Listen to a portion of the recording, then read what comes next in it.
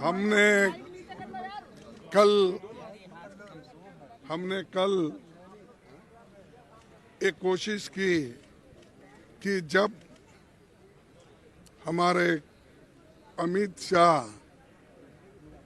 Discussion कर रहे थे, हमने जब वो डॉक्टर बाबा साहब अम्बेडकर के बारे में बोल रहे थे, उन्होंने ये कहा था कि आप लोग अंबेडकर 100 बार पुकारते हो, उतना ही अगर आप 100 बार भगवान का नाम अगर लेते तो आप 7 बार स्वर्ग में जाते थे।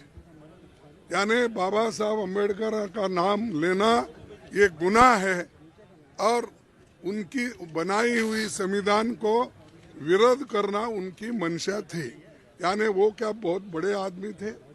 आप भगवान का नाम लेने का काम नहीं कर रहे, अंबेडकर बोल रहे, ये ऐसा उन्होंने बात किया।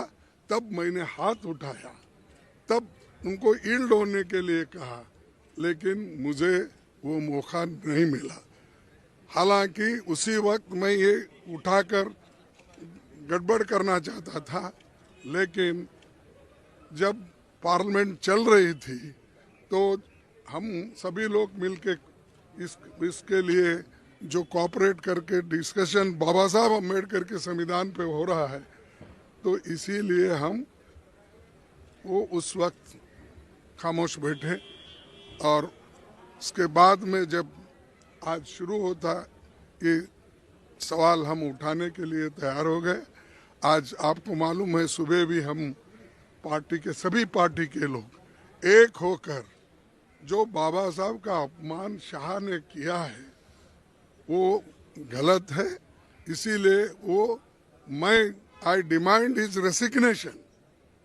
जो अपमान संविधान का करता है, बाबा साहब अम्बेडकर का नाम लेकर अगर उनकी नाम अगर तुम बार बार लेते रहेंगे, इतना ही नाम अगर आप भगवान का लिए तो आप 7 बार हेवन जा सकते थे, यानी स्वर्ग जा सकते थे। ये हाँ एग्जिट वर्ड दबा दीजिए, बीच वाला कौन सा? ये इसको ऑन करो, सॉरी स्पीकर ऑन करो, छोड़ दीजिए आपको दूसरे सर स्पीकर हाँ मुझे दो, मैं करके देता हूँ। आप आइए इधर करके, हाँ इधर आके वो बताओ भाई, उनको भी एविडेंस होना ना, ऑथेंटिसिटी। आज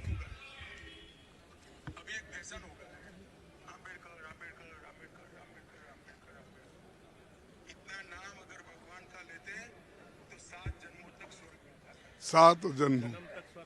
हाँ, तो ये बात कहना, ये बात कहकर बाबा साहब का अपमान किया, संविधान का अपमान किया, और वो मंशा जो उनके दिमाग में है कि उनकी जो मनुस्मृति की आइडियोलॉजी है वो और आरएसएस की आइडियोलॉजी जो है वो दर्शाता है कि वो खुद वो बाबा साहब अम्बेडकर के संविधान को रेस्पेक्ट नहीं देना चाहते हैं। उसीलिए हम वो कंडेम करते हैं और I demand his resignation. We all the parties demand his resignation and he should apologise to the country.